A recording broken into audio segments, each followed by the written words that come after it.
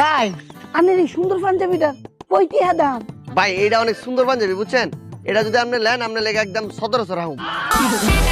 এই 1700 টাকাতে পাঞ্জাবি কিনবাম ব্যান গাড়ির তো আমি বড় বড় শপিং মলের থেকে কিনতে পারি, ব্যান গাড়ি যাইতাম কে রে?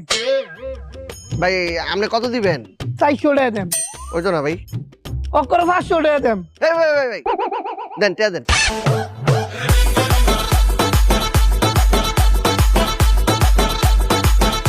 এই, ভাই কি দাও তাছু?